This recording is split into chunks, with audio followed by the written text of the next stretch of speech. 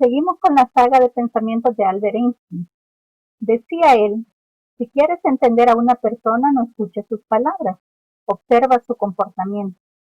¿Cuántas veces hemos visto sentimientos de cualquier índole en una mirada, en un gesto, en un movimiento imperceptible? Porque desde siempre nuestros cuerpos tienen un lenguaje propio que nos comunican cómo se siente o cómo nos sentimos, que nos comunica cómo nos sentimos. En estos momentos más que nunca, debemos observar el comportamiento de las personas a las que amamos, más que escuchar sus palabras. Y debemos tratar sobre todo de ser empáticos con ellos y ayudarnos unos a otros. Si actuamos de esa manera, todos los días encontraremos a alguien dentro de nuestra familia a quien podamos ayudar, o de nuestros amigos. De esa forma nos sentiremos felices y haremos felices a otros. Bueno, chicos, sean bienvenidos a la clase de este día. Gracias por estar puntuales. Habemos 65, así que creo que es un buen número, aunque no estamos todos, pero es bastante buena la asistencia, así que espero que podamos aprovechar la clase de este día. Y vamos a continuar con el tema que comenzamos en la clase anterior, que es trabajo. En la clase anterior hablamos un poco acerca del trabajo de una fuerza constante. Ahora vamos a hablar del trabajo de una fuerza variable. Así que voy a compartirles la pantalla para que podamos empezar la clase. Vale, entonces vamos a hablar un poco acerca de la ley de Hooke, que es la ley que gobierna a los resortes. ¿Por qué vamos a hablar de eso? Porque el trabajo de la fuerza variable es la fuerza que hace los resortes, ¿verdad? Así que comenzaremos con eso. Y luego vamos a hablar acerca de las gráficas del trabajo. También vamos a hablar acerca de la potencia. Esos son los temas que vamos a desarrollar este día. Así que comencemos con la fuerza variable. Como les explicaba anteriormente, cuando hablemos de fuerza variable nos vamos a referir a la fuerza que hace un resorte. Esta viene dada por esta fórmula que se conoce como la ley de Hooke.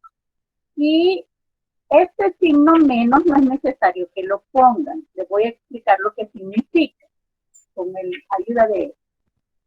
Cuando nosotros tenemos un resorte en su condición normal, no se ejerce ninguna fuerza. Pero si yo comprimo el resorte o estiro el resorte, entonces sí hay una fuerza que se llama fuerza restitutiva. Imagínense que yo comprimo el resorte como en el segundo dibujo que está acá. Lo que sucede al comprimirlo es que el resorte hace una fuerza en sentido contrario, queriendo volver a su posición original. Entonces la fuerza restitutiva es contraria a la fuerza que yo hago al comprimir el resorte. Lo mismo sucede cuando yo estiro el resorte. La fuerza que el resorte hace para volver a su posición original es contraria a la que yo hice para estirarla. Entonces, como la fuerza restitutiva siempre va contraria a la fuerza que se ejerce sobre el resorte, por eso va ese signo menos. Este que está aquí en la fórmula. Eso es lo que indica nada más. Entonces, si usted no lo pone, no importa, el resultado es lo que importa, ¿verdad?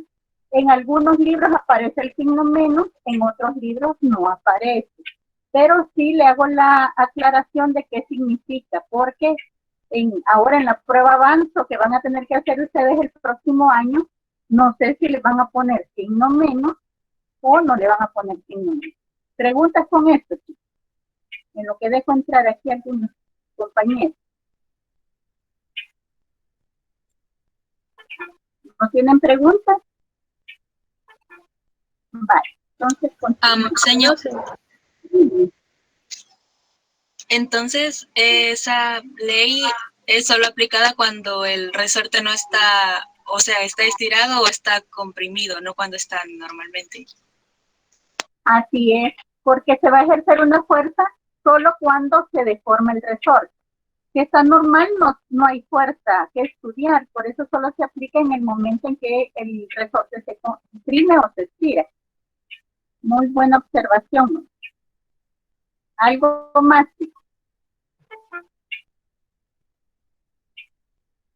Vale, entonces continuemos.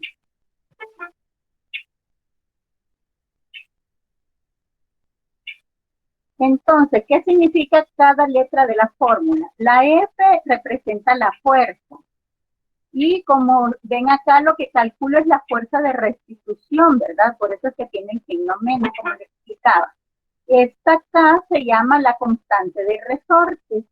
Y generalmente me dan ese dato. Si no, es lo que tengo que encontrar y me dan los demás datos. Los ejercicios van a ser bien sencillos, así que no se preocupen mucho por eso. El delta X representa el cambio en la longitud. Le vuelvo a explicar con el dibujo. Vale. Por ejemplo, yo tengo aquí el resorte de una manera normal, sin estirar ni comprimir. Entonces, yo aquí comprimí el resorte. Imagínense que aquí es mi punto X igual 0. Generalmente, donde está el resorte en reposo, ahí puedo poner yo X igual 0. Entonces, al comprimir el resorte, ha habido un cambio en la posición de la masa que estoy estudiando. Ahora, mi nueva posición es esta. Entre estos dos puntos hay un cambio de posición que se llama delta X. Entonces eso es lo que voy a poner. Recuerde usted que delta significa cambio y que siempre es algo final menos algo inicial. En este caso, delta X sería posición final menos posición inicial. Como mi posición inicial generalmente es 0, casi siempre es 0, entonces solo me va a quedar la posición final. Por eso en algunas fórmulas solo aparece como X y en otras como delta X, ¿verdad? Entonces si mi resorte aquí estaba en 0, puede ser que aquí se haya comprimido 3 centímetros. Yo le puedo poner menos 3 porque está del lado izquierdo de la recta numérica, o le puedo poner 3 porque lo que estoy calculando es la fuerza, no la dirección de la fuerza. Así que por eso no tienen que preocuparse.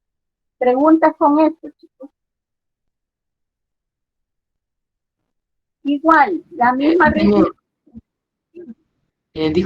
Mire, entonces los signos de los números no importan mucho en este caso. En este caso no, porque solo vamos a trabajar con el módulo de la fuerza. Ok. No te va a pedir dirección ni nada de eso, así que no importa.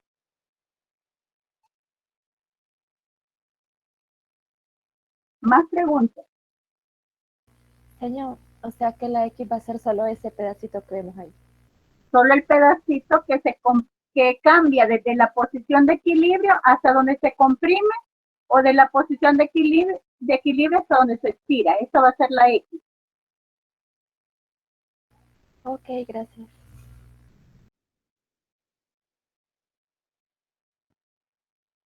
Vaya, más preguntas. Continuamos entonces.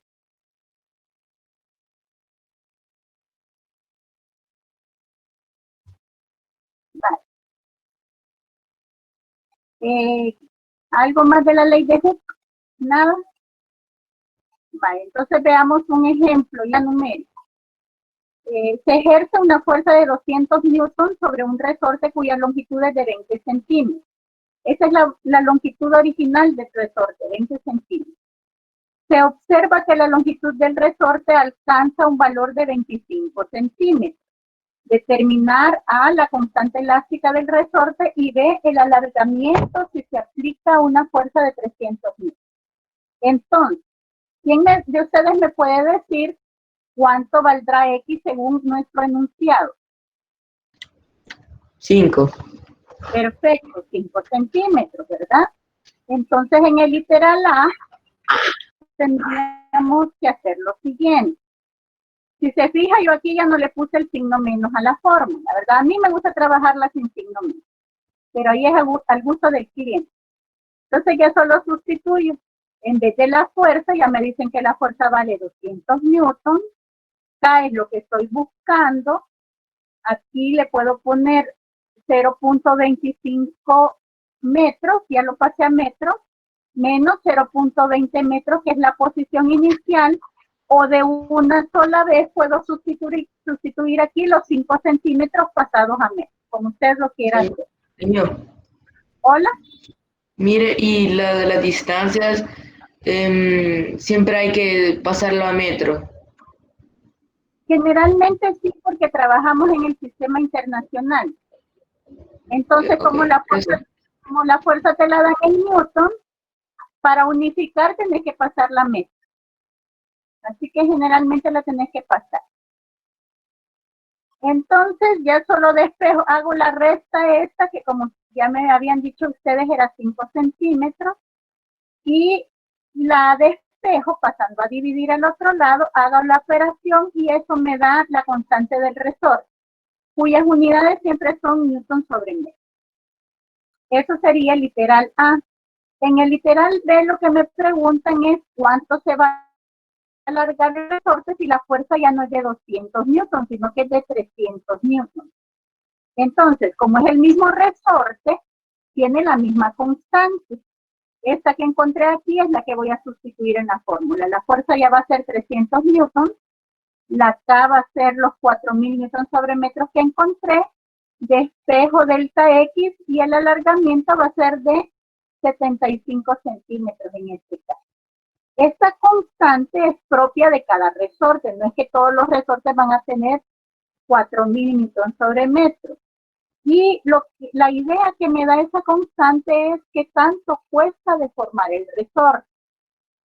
Por ejemplo, si yo quiero deformar el resorte que viene en estos bolígrafos que usted solo aprieta arriba y sale la puntita, no va a necesitar la misma fuerza para deformarlo que para deformar un resorte del amortiguador de un automóvil. Obviamente es mucho más difícil deformar un resorte de un amortiguador. Entonces la constante del amortiguador va a ser más grande que la del lapicero, ¿verdad? Así funciona eso. ¿Preguntas con el ejercicio? Entonces, si se fija, es bastante sencillo, prácticamente sustitución de datos, ¿verdad? Solo tiene que ser ordenadito a la hora de sacar los datos. Aquí hay un ejercicio para que en los ratos de ocio lo puedan hacer, o lo podemos ver en la clase de repaso que vamos a tener. Ahora, como nuestra onda no es la fuerza ahorita, eso ya lo pasamos, sino que el trabajo, veamos cómo se calcula el trabajo de un resorte. Se calcula con esta forma. El trabajo de un resorte va a ser un medio de K por delta X al cuadrado. De nuevo les repito, este menos solo es por la fuerza restitutiva, así que no necesita poner. Y delta X puede ser sustituido por un solo dato, como ya aprendimos en el ejemplo. Veamos un ejemplo ya encontrando el trabajo. Señor, Dime. disculpe, es que Emilio me está diciendo que quiere entrar a la clase. Por dormirlo, un momento. Gracias. Vaya chicos, los que acaban de entrar, no es que no se les quiera dejar entrar, lo que pasa es que cuando uno ya está presentando, ya no está viendo la otra pantalla para ver quién no ha entrado y quién sí. Así que ahí disculpen la espera y tal vez pueden entrar más puntualmente en la próxima, por favor.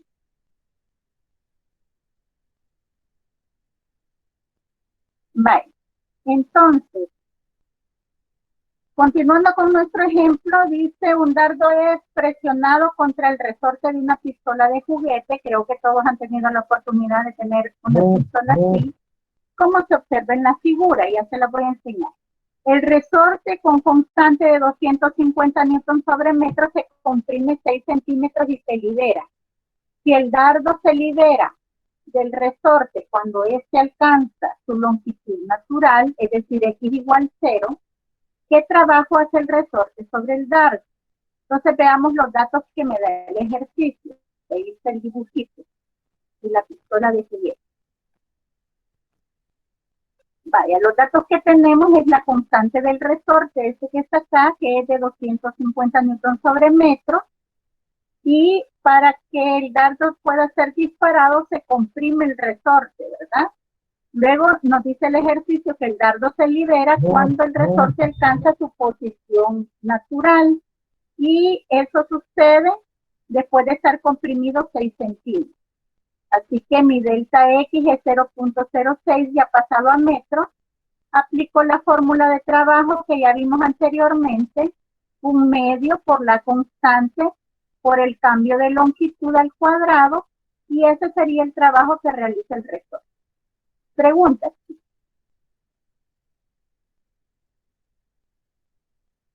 Como ven, no está complicado, ¿verdad? Ahí les dejo un ejercicio también para que realicemos el día, no sé si es mañana, que tenemos nuestra clase de repaso.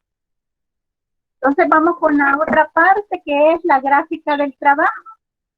Esta gráfica, como pueden ver, sería tener el cambio de longitud en X y en Y la fuerza.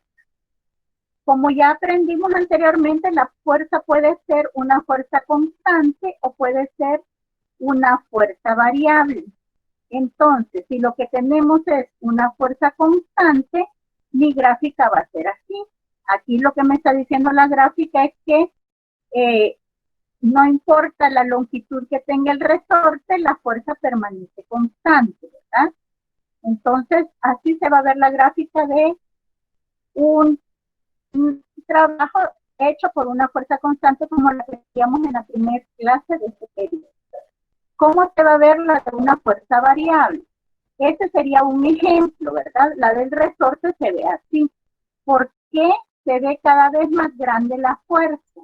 Porque si usted se pone a pensar en lo que le ha ocurrido a usted al deformar un resorte, ya sea al comprimirlo o al estirarlo, es que va necesitando más fuerza para seguir estirando el resorte.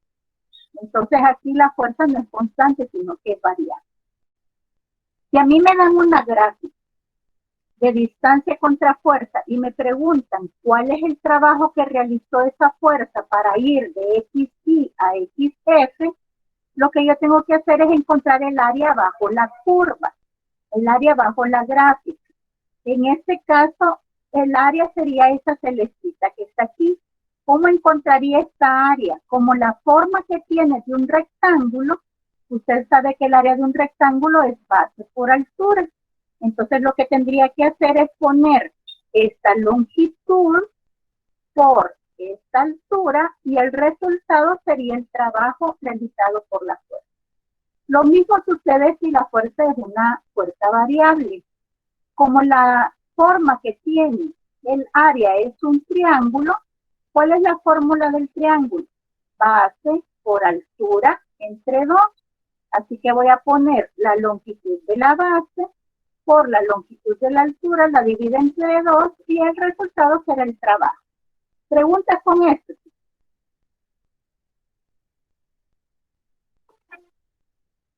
Vale, entonces si no hay preguntas, veamos un ejemplo.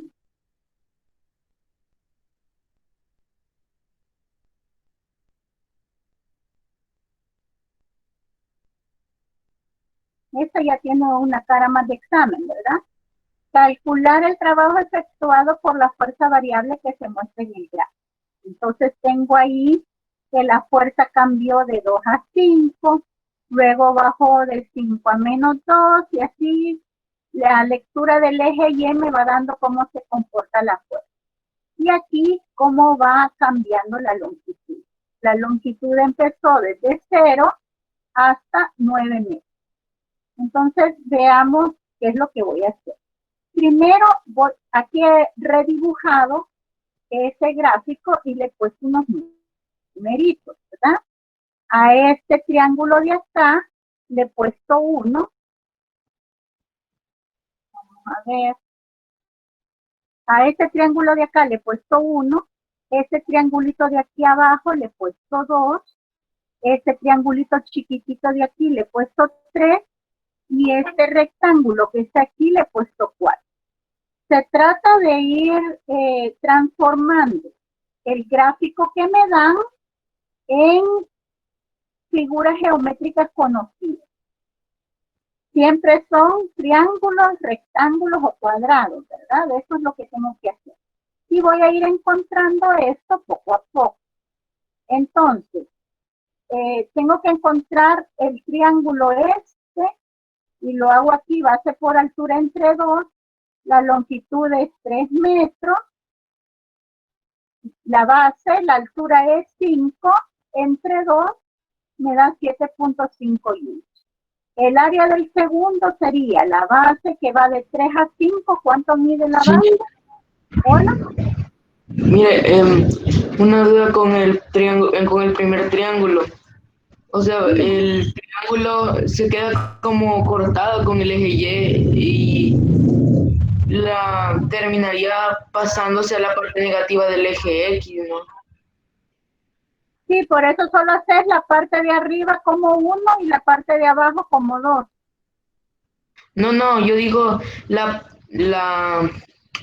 patita del triángulo 1.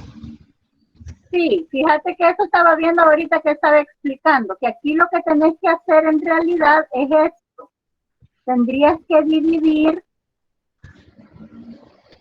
aquí y este que sea tu triángulo 1, aquí sacar este rectángulo que sería dato 2 y sacar este pequeño triángulo que sería el 3. Y sumar esas áreas. ¿Me explico? Ujú.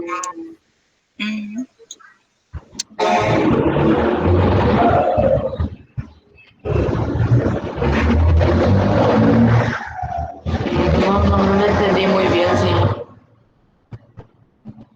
Vaya, en la clase de repaso te lo voy a explicar con más detenimiento. ¿Te parece, Guillermo?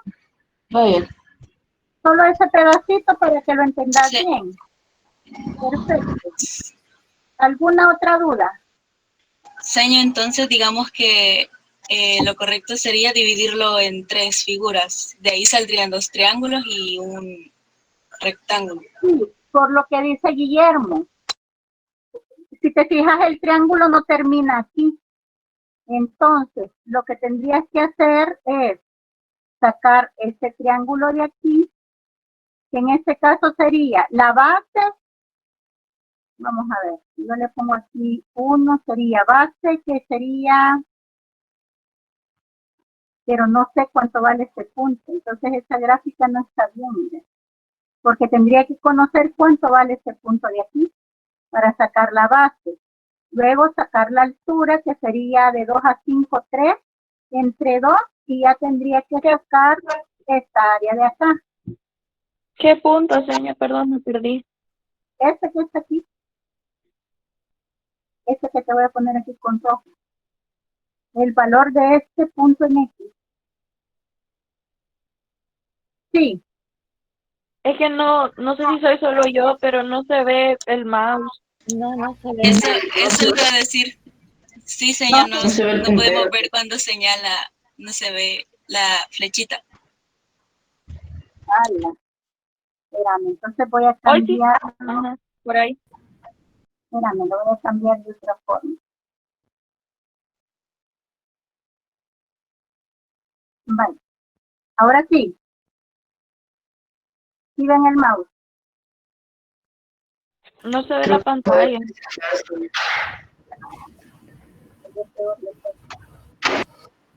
Espérame. ¿Hoy sí la ven? Sí, señor. Sí, señor. Vale. Pues ahorita te explico. Vale.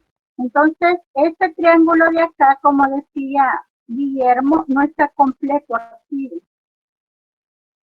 Entonces, lo que tendríamos que hacer es dividirlo así. Este sería el 1A. Aquí tendría un rectángulo. Sería el 2. Y este pedacito que está acá sería un triángulo que sería el 3. Entonces, el punto que quiero conocer o que debería conocer es este pedacito de aquí. No me fijé a la hora de bajar la imagen que no estaba completo. Entonces yo tendría que encontrar este triángulo, este rectángulo y este triangulito que está acá para saber cuánto vale el área 1, que sería esta gran área. ¿Me explico? Señor, Hola. el triángulo 3 se ve como si fuera el complementario del 1. Este de aquí, este pedacito. No, el 3 Se ve que sí es cierto, parece, pero yo no sé si de aquí a acá solo hay un metro en este caso, porque es un metro. No sé si de aquí a acá hay un metro. Entonces, este gráfico le faltarían datos para poderlo resolver correctamente. ¿Hola? Y no lo podríamos cortar verticalmente primero. Digo yo que corten uno. ¿O no? Vaya, verticalmente, ¿cómo? En vez de... Aquí. O aquí. Ah, también podríamos hacer esto. Perdón, aquí, ¿verdad? Sí. Muy bien, y tendría este triángulo. Y de Esto sí. otro triángulo en el número 2. Ah, también. Muy bien. Aquí lo vamos a resolver. ABC. Gracias. Vaya, entonces en este caso, el área 1 sería así. Sería la suma del área A más el área B más el área C.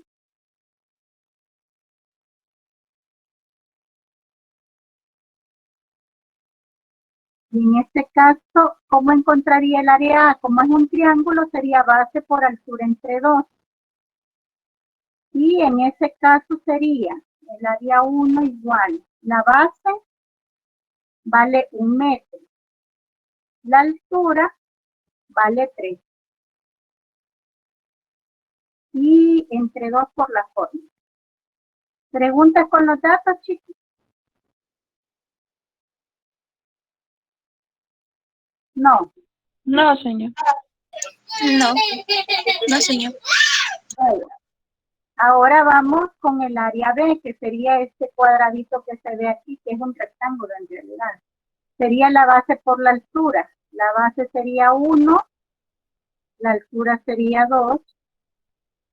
Y luego voy con la C, que la C es otro triángulo, sería la base de 1 a 3, vale 2, por la altura que vale 5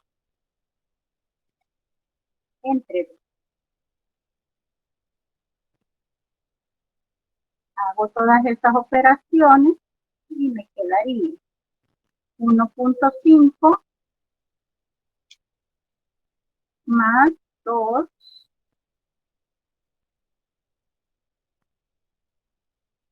más 5.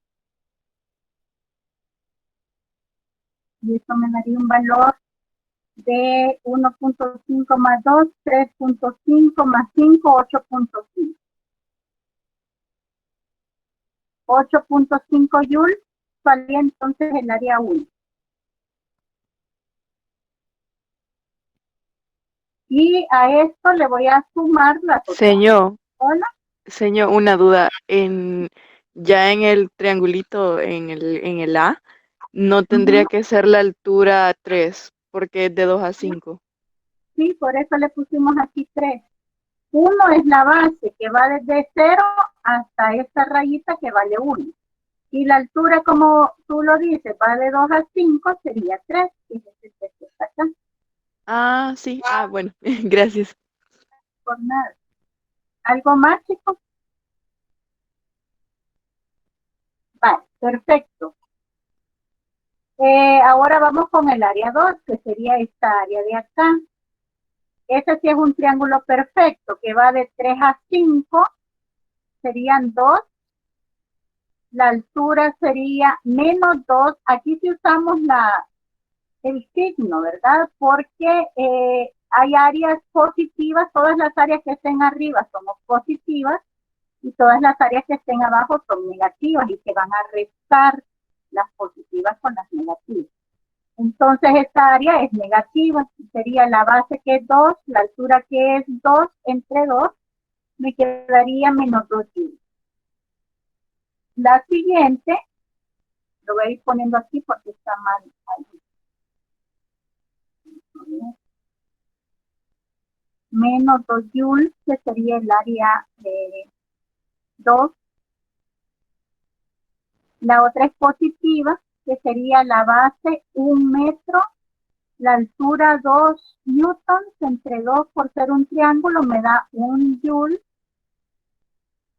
Y por último, el área 4, que sería un rectángulo. La base de 6 a 9 es 3, la altura es 2, sería 6 joules. Entonces, el trabajo hecho por esa fuerza para llevar al objeto desde la posición 0 hasta la posición 9 metros sería la suma de todo esto, que sería en este caso 13.5.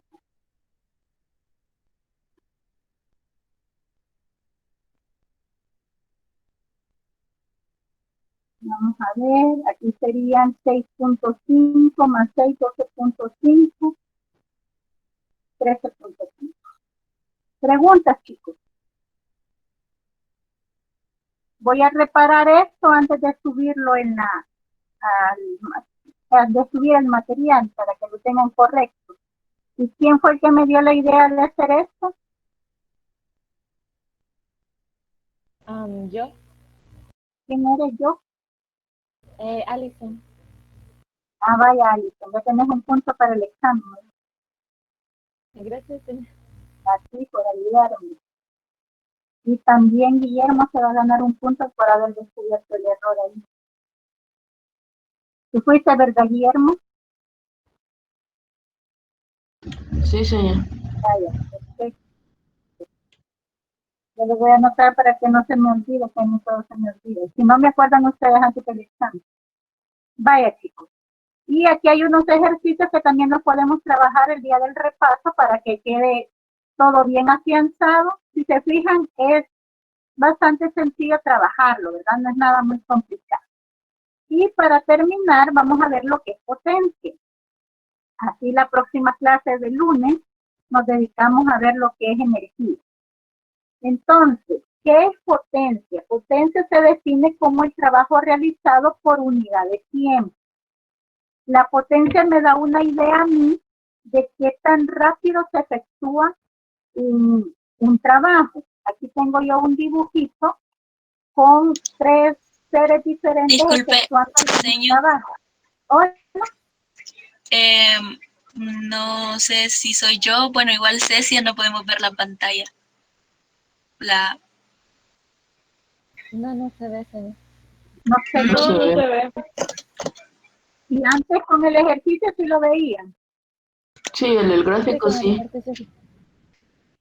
Sí. Y es raro porque solo lo bajé. Vaya, voy a volver a compartir. A ver qué me pasa. Gracias por ayudarme. Vamos a ver.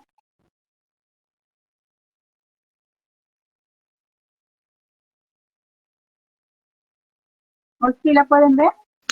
Sí, señora, sí. Vaya, Sí, perfecto. señor, gracias. A ustedes por avisarme. Vaya, entonces les decía que la potencia es el trabajo realizado por unidad de tiempo. Entonces, como pueden ver aquí, tengo 3 dibujos. Una chita, un hombre y una tortuga. Los 3 van a efectuar el mismo trabajo. Porque si recordamos la fórmula, trabajo es fuerza por distancia, ¿verdad? Entonces, tienen que hacer la misma fuerza porque es el mismo carrito que están jalando. Van a recorrer la misma distancia. La diferencia va a ser el tiempo en el que lo van a realizar. La tortuga va a ser la más lenta en realizar el trabajo y la chita va a ser la más rápida. Entonces, ¿quién tiene más potencia? Es la chita, porque es más más eficaz a la hora de hacer el trabajo. Eso es lo que me va a medir esta magnitud física llamada potencia. ¿Qué tan rápido se efectúa un trabajo? Las unidades, como es trabajo entre tiempo, el trabajo se mide en joules y el tiempo en segundos. Me da una nueva unidad llamada watt. Creo que esta unidad ya la han escuchado antes. ¿A dónde han escuchado watt? Electricidad. En electricidad, ¿verdad? En los focos. Un foco de tantos watts. O en los motores también, ¿verdad? Se utiliza. Pero en los motores se utiliza más su equivalente en las unidades en el sistema inglés, que son los HP. HP viene de horsepower, caballos de fuerza. Entonces, ese sí se escucha más a la hora de los automóviles, sobre todo cuando hablan de automóviles de carrera, que tiene tantos caballos de fuerza, ¿verdad? Esto viene porque antiguamente ustedes saben que los automóviles como tales no existían, sino que eran carruajes tirados por caballos. Y entre más caballos tenía, era más potente el auto. Entonces, de ahí viene esta unidad. Entonces, para encontrar la potencia, vamos a usar trabajo entre tiempo, o también podemos usar fuerza por velocidad. ¿De dónde viene esta fórmula? De aquí mismo. Recuerde que el trabajo es fuerza por distancia, y distancia entre tiempo es igual a velocidad. Entonces, de ahí viene fuerza por velocidad. Aquí tengo la equivalencia. Un caballo de fuerza equivale a 746 watts. Entonces, si ustedes se fijan en su recibo de la electricidad, les cobran el kilowatt hora. ¿Qué es kilowatt hora? ¿De qué magnitud física estamos hablando? Kilowatt es un derivado de los watts, ¿verdad? Y los watts son la potencia. Entonces, kilowatt hora es potencia por tiempo. Lo que están cobrando ellos es el trabajo realizado. O como veremos en la otra clase, la energía, porque trabajo y energía en física son sinónimos. Entonces, lo que cobran es la energía. No vayan a decir así como un presidente de la República que tuvimos, ¿verdad? Los kilowatts de agua. No tenemos kilowatts de agua. Vale. Entonces, esto Inolvidable. es inolvidable. ¿verdad? Eso es prácticamente en lo que consiste la potencia. Solo vamos a ver un ejercicio y vamos a terminar con esto la clase.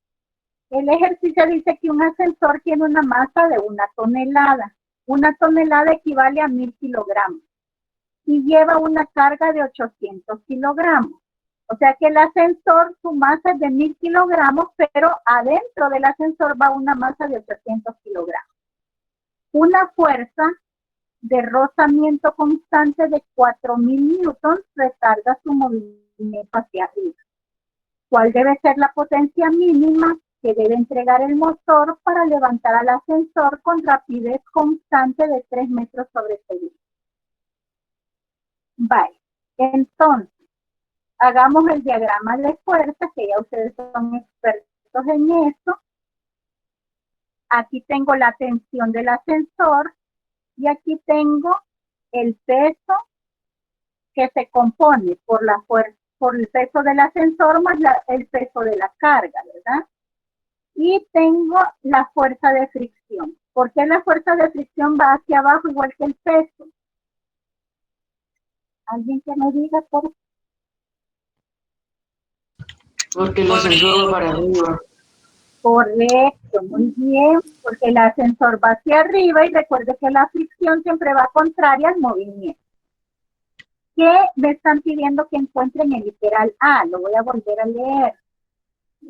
Lo que me piden que encuentre es cuál debe ser la potencia que debe tener el motor para levantar el ascensor.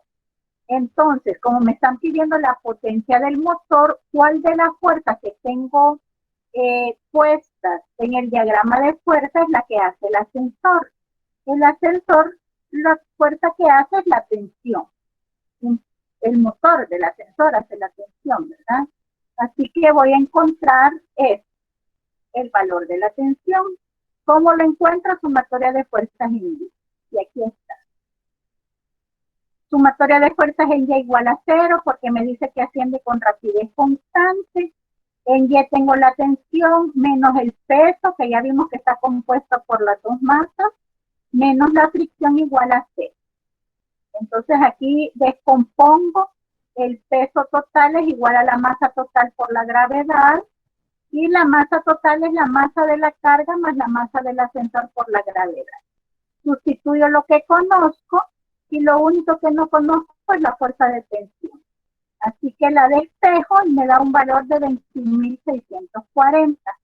Con esto puedo encontrar ya lo que es la potencia, ¿verdad? La potencia es igual a la fuerza por la velocidad. La fuerza que está haciendo el motor es la tensión, que ya la encontré, la multiplico por la velocidad y eso me da 64.920 watts. Esa es la potencia que debe tener el motor.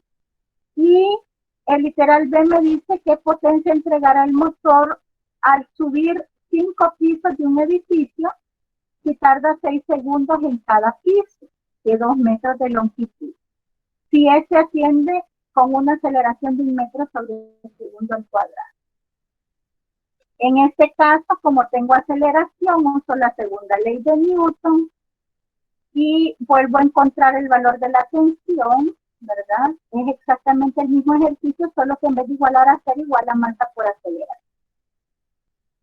Encuentro la tensión y luego sustituyo en la fórmula. La potencia va a ser igual al trabajo de la tensión entre el tiempo. El trabajo en este caso va a ser fuerza por distancia por coseno del ángulo, porque no es con velocidad constante. Aquí tengo la tensión, tengo la distancia, como son 5 pisos de 2 metros cada uno, 5 por 2 son 10 metros. Y el coseno del ángulo sería el ángulo que se forma entre la tensión y el desplazamiento, que en este caso, como son paralelas es 0, me da 1. Y si se tarda 30 segundos, la potencia sería E. Pregunta, chicos.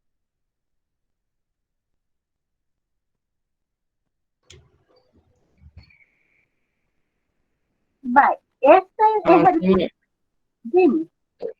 Yo no le entendí muy bien cuando aplicó lo de la segunda ley de Newton más arriba. Vaya, ¿qué parte no entendiste acá? No sabes que es que la movió muy rápido. Vaya.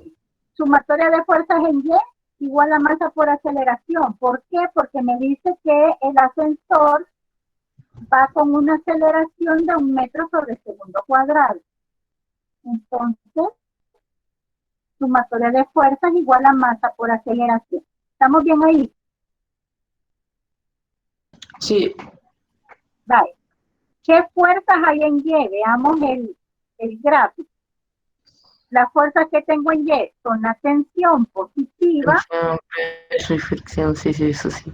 Menos el peso total, que sería este, menos la fricción, igual a masa por aceleración.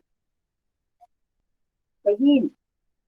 La tensión no la conozco porque ya cambiaron las condiciones, no puede ser la misma tensión de antes. El peso total sí ya lo conozco, que era la masa del ascensor más la masa de la carga por la gravedad, menos la fricción que ya me la daba el ejercicio. Hago esta resta, igual a masa por aceleración, perdón. Esta es la masa total, ¿verdad? La del ascensor y la de la carga, y la aceleración que ya me da. Entonces hago esta resta que está acá, esta multiplicación que está acá, y luego despejo T. ¿Ok, Guillermo? Sí, señor. Y mire, ¿y por qué es que encontró la tensión la encontró porque tiene aceleración, ¿verdad? Ajá, y al tener aceleración se demanda más de la cuerda. Ya no es la misma condición que antes al subir con velocidad constante. Si te fijas, el valor es mayor. Aquí valía 21.640 y ahora vale 23.440. Es más grande la fuerza que hace el motor para subir el ascensor acelerando que con velocidad constante. Vale. Y después ya solo se sustituye en la fórmula. Más preguntas, chicos. Este ejercicio tal vez lo sientan un poco más complicado porque hay que aplicar todos los conocimientos que tienen, ¿verdad? Los conocimientos que aprendieron de estática, de las leyes de Newton, de los diagramas de cuerpo libre, las de trabajo y ahora la de potencia. Entonces quizás por eso sea ya un poco más complicado. Pero también hay unos ejercicios aquí propuestos para que los podamos realizar en la próxima clase. Preguntas, sí. Preguntas, Nito. ¿Estamos bien? Vale, entonces, perfecto. Entonces, hasta aquí llegamos con la clase. Pórtense bien, gracias por haber asistido y nos vemos hasta la próxima. Cuídense. Gracias, señor. Gracias, señor. Feliz día.